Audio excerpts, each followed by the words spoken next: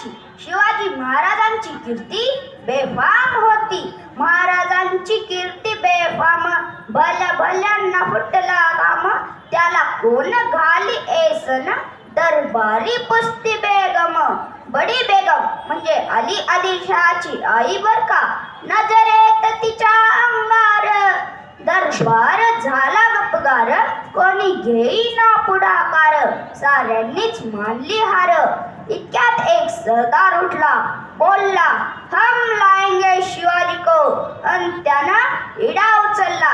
नाव त्याचं अफजल खान, नाव त्याचं अफजल खान. जिता जागता जणू सैतान. खान बोलला छाती ठोकून, शिवबाला टाकतो चिडून. कौतुक झालं दरबाराचं, खान निघाला मोठ्या गुरमीत. त्याच गोड दळ पायदळ, फौजा फाटा लई बक्कळ. अंगी हत्तीचं बळ, पाहणारा कापी चळचळ. वाटेत भेटेल त्याला चिडी, त्याची खानाची सेना निघाली. गाव लुटली, मंदिरं उद्ध्वस्त केली, आया बहिणींची आबरू लुटली. कोण कोण रोखणार हे वादळ. आता शिवबाचं काय खरं नाही.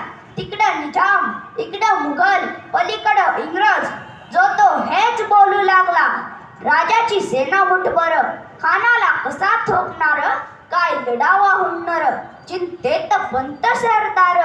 महाराज आपला जीव मोलाचा आहे, खानाचे सैन्य अफाट आहे. त्यापुढे आपला टिकाव लागणार नाही. आपण कुठेतरी काही दिवसासाठी आपण कुठेतरी अज्ञातस्थळी निघून जावं. जिजाऊ बोलल्या, काय म्हणालात रायबा. शिवबा केवळ आमचा पुत्र नाही, या मराठी जनाचा स्वाभिमान आहे.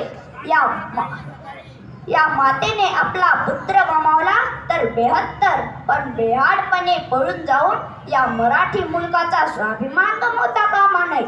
अशा वाघिणीचा तो छावा, अशा वाघिणीचा तो छावा. गणी माला कसा ठेचावा, डोक्यात गणी मेकावा. भेटीचा धान्य सांगावा, प्रतापगडावर आमने सामने भेटीचा सांगावा. खानानं हसत